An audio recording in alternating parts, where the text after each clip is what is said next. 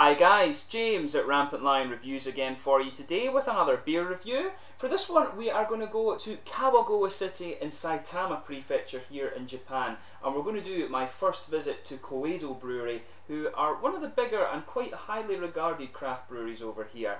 So for this one we are going to try the Kyara, which is a 5.5% India Pale Lager. Kyara apparently is, all these beers are named after colours, and Kyara apparently is a kind of rich golden brown colour that has a bit of a red tint to it. So I'm interested to open it up and see if that's how it turns out. But this was a beer that was highly recommended from Scott Bowersock of Beer Japan and Beer Hawaii. He's got a really nice blog actually, so you can check out the links to that in the description below. But he's been on at me to review a Coedo beer for a while. So Scott, here you are. I hope you enjoy the review.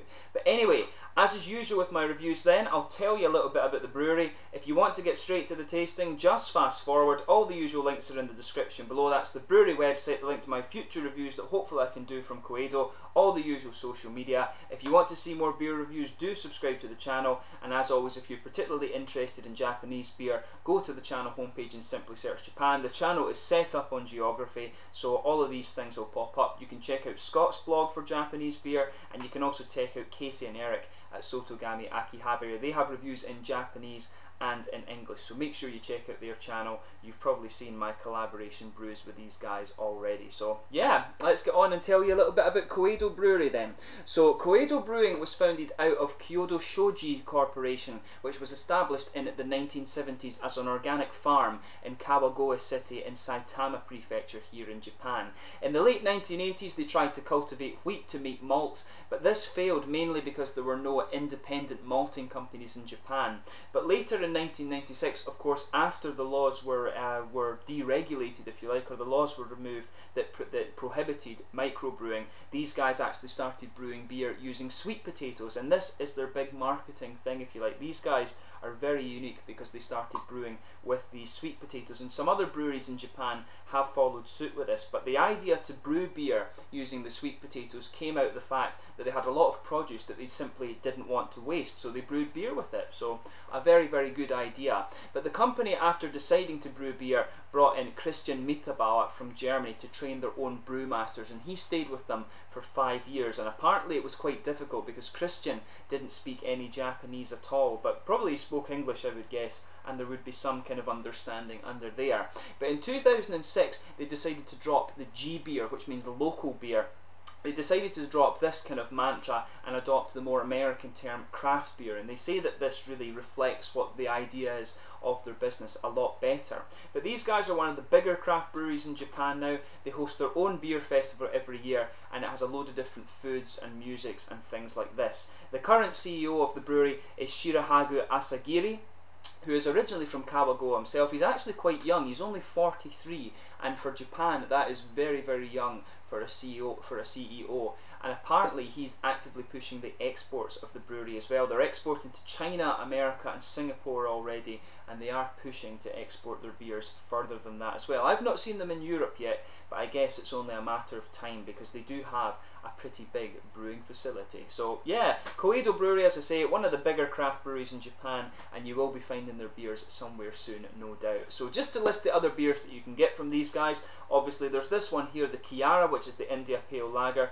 There's the Ruri, which is the blue coloured one, that's the Pils beer. There's the Shiro, which means white, of course, that's the wheat beer. Shikoku, which is the black lager, and also you have the more unique one, which I believe is the original beer. This one is called the Beniyaka, which is the sweet potato one, and that is the one with the red label. So these guys produce some interesting stuff. Make sure you try out their other beers and check out the description for the brewery website and things like that. So yeah, let's actually get on to the tasting of this beer. So as I mentioned to you, this one is a 5.5% India Pale Lager. As I said at the start of the video too, the Kyara is the Japanese word for a kind of deep golden brown colour with a red tinge, and apparently this beer uses 6 different types of malt too. 5.5%, so it should be quite nice. I'll just bring up the camera and let you have a little look at the artwork of this one before we open it up. The company motto, of course, with this company is Beer Beautiful, and they all have this little kind of, I don't know if it's meant to be a sakura, But that kind of symbol you can see on the bottle there. All the bottles, of course, are similar. They're just different colours. And this is the Coedo bottle cap. I think all the bottle caps are different colours too. But yeah, let's get this guy out and we'll get on with the tasting then. Really looking forward to this one. So thank you to Scott for the recommendation. There we are. Nice smoky opening as we get this guy out. And we'll stick it into the glass. I'm using a little Japanese beer glass for this one. So I'm interested to see how it turns out. And it's actually perfect for a little, I think this is 333 millilitres, this one. So this glass is absolutely perfect for the beer actually. So as you can see, I'm not really getting the reddy tinge to the beer. It's actually a lot more like a kind of rich golden colour. There's a lot of carbonation visible in this one going up towards the bottom of that head there, but it's got a nice, almost perfect white creamy head, a little bit of big carbonation in there, but mainly a kind of white frothy head there. Some big bubbles sticking to the side of the glass and a few little ones just heading up towards the bottom of the head, but it looks very nice. You can see there is some degree of transparency to this beer, but mainly it is quite opaque in colour, but it looks very nice. So yeah, let's have a look at the aroma for this one then. Now this one to me smells mainly malty actually. It's got a nice kind of thick, almost IPA malt, but that's what you expect if it's an India Pale Lager. You expect a bit more of a malt base and a bit more of a hoppy character too, and you can definitely pick that up on this one. Yeah, so you've got a kind of sweetish caramel malt base. There's a bit of biscuity character in there. I think you can also get some kind of pale malts, maybe a little bit of bread as well. You can definitely pick that up in here, and on top of that, really it's quite floral and grassy. There's a good bit of floral and grassy character coming out of this one. A lot of people were saying on Rate Beer that they're getting some white grape from this one. It definitely does have some fruity notes. I think it's a bit more of a citrusy character. There could be a little bit of grape in there. It does have a little bit more of a juicy thing to it, but I'm not quite sure about that. My nose isn't, I do love grape juice, and especially Japanese grape juice, but I think if there is a bit of white grape in there, or green grape rather, it is a little bit more subtle. It is more on the kind of other end, but you can pick up a little bit of something that could be grapey in this beer. But it's quite citrusy, I'd say, floral and aromatic. I guess there's a bit of noble hop in this, because there is a little bit of earthiness, I would say, as well. And it's that typical German noble hop. If they've been trained by a German brewmaster, I don't think there's much doubt that they'll be using noble hops in some of their beers. But yeah, it smells quite nice. I'd say it's more malty forward, but you do get some of the kind of floral and grassy aspects. There's a good noble hop character to this beer on top of that, but I would say the malts kind of do dominate the flavour. And I've heard this is a more malt forward brewery rather than a kind of hop forward brewery, but that's kind of what you would expect on the basis of the styles of their beers that they do. But it smells nice. Take a little bit of time and just enjoy the aroma before you get stuck into this one, but we'll give it a try now. So this one is the Kyara 5.5% India Pale Lager from Coedo Brewery in Kawagoe City, Saitama, Japan. Kampai, and cheers. I hope you enjoy this review, Scott.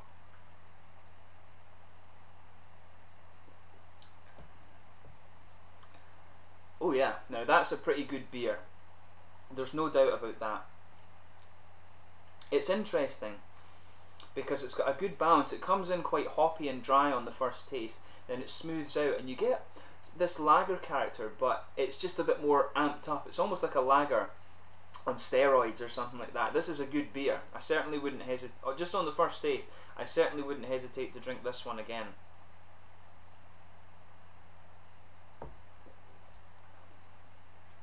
Yeah, no, the first thing that becomes obvious with this beer, it's pretty good. It's got a good bit of American character to it, just with the kind of upright hoppiness that you have of the beer. It does have some, you can detect the German influence in the beer as well. If you've drunk a lot of beers, you'll know exactly what I mean by that. But yeah, it's almost, it has the nice German character in the malt base, but it definitely has more of an American hit when it comes to the hops, I would say. And for me, it's almost like they've taken German hops. I'm pretty sure there's noble hops in this beer. They've taken German hops and put in like an American amount to it. Maybe they're using Pearl actually, which is a really big floral German hop. It's a really nice hop actually, and I do wonder if they're using some pearl in here, because the beer around the edges of the palate you're getting a lot of floral and grassy character. It's almost that darker floral character that could almost be pine resin, and that's a typical trait of the pearl hop, I think. But this is a nice beer. The malt base is quite complex as well. You can detect that they've used, as they say, 6 malts in this one. You really can get that out of this beer. So the middle of your palate, I'd say you've got a kind of pale ale, sort of bready malt that just goes right across the middle of your palate there. On top of that, there's a bit of thicker kind of biscuity character. It's a bit more grainy, and you can pick up all of that in this beer.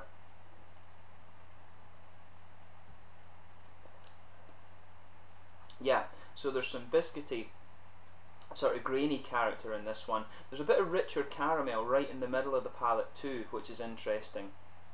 And you can get, there's almost a bit of brown bread character just because of all the grainy things that are going on there, which is quite nice. The malt base has a lot of complexity in that bready flavour. You do get the biscuity character, it's a bit more grainy, and there is a little bit of richer caramel, but really the malt base is dominated on the bready, kind of grainy side of things.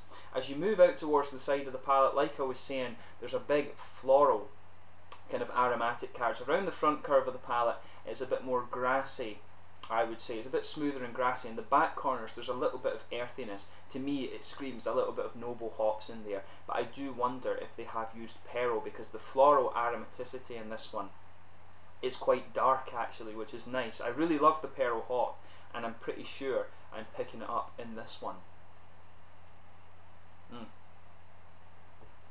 And as you take more and more of this beer, that kind of caramelly flavour becomes more evident in the middle of the palate. It's really nice, this one, you know. This is a beer, I would say, you could use it as a session beer. It's got the German percentage on it. It's 5.5%, which is a little bit stronger than German beer, of course. But usually German beers are around 5% unless they're box and things like that. But this is a quite nice sessionable beer, and it's got a lot of flavour, which is good for for people who are used to craft beer. So I certainly would recommend that you try this one. This one, I would say, if you like your lagers to be a bit more malty, then you could try this. But if you also like the German noble hops and a good bit of that floral aromatic character, then you'll certainly enjoy this one. Fans of hops like Tomahawk, Pearl, maybe Centennial will probably enjoy this beer. There is a little bit of a kind of citrusy floral character behind the front of the tongue too. I'm not really getting any kind of red fruits or anything like that. Some people on the Rate Beer said that they got red fruits from it, but for me, I'm really getting more of a kind of citrusy character in there. I'm not getting the white grapey or the green grape things that people were talking about either. For me, this is more about the malt, and it's more about that floral aromatic-y character that I was talking about. But very, very good beer. That's the main thing about this one. The mouthfeel on this one, definitely mid-bodied. It's actually got quite an oily mouthfeel to it, I would say. Nice oily mouthfeel, maybe a tiny bit creamy actually, just very, very small bit of creaminess, but it's quite oily, mid-bodied like I said. Carbonation does have a little bit of a prickle. This beer has a bit of crisp character to it, which is quite nice. As I say, this beer has a good balance between the malt and the hops. The malt, I think, is a little bit more prominent in this beer than the hops, but the hops have a good, nice, bitter dryness around the edge of the tongue. The malt base has got a little bit of sweetness, but it can be a little bit dry because of all the graininess. Like I was saying, that kind of malt base is where the complexity in this beer is, and there's just a little bit of fruitiness, and that mixes quite well with the sort of grassy, floral aspects of this beer. But overall, the Kyara is a pretty damn good beer from Coedo Brewery. I certainly wouldn't hesitate to drink this again, and it would be interesting to try it on tap, maybe with just a little bit more of a smoother mouthfeel, and see if you get more of these caramel and bready flavours from it. But overall, a very, very solid beer, and I certainly wouldn't hesitate to drink it again. I'd love to try the red one from these guys, which is the sweet potato beer, so maybe in the future I can review that one for you. But yeah, do make sure you go and check out the Kyara from Coedo Brewery in Kawagoe City, Saitama, Japan. As I say, they're starting to export, so you're probably going to find their beers in Europe at some point soon. Those of you watching in the States and Canada will probably find them in China and Singapore of course have these beers already, so do keep an eye out for them. Let me know where you found this beer as well, that would be quite interesting. Let me know in the comments section below your own thoughts on this beer. Thank you once again for watching my beer reviews. Let me know your favourite beers from Coedo as well, and until the next time, please like, subscribe, share, all the usual YouTube stuff. I hope you've enjoyed this review. Thank you to Scott for the recommendation once again. Make sure you go and check out his blog, and also Casey and Eric at Sotogami Akihabara, the Coedo Brewery's Kyara. Pretty damn good, I have to say. Until the next time, Kampai, thank you once again for watching. Cheers.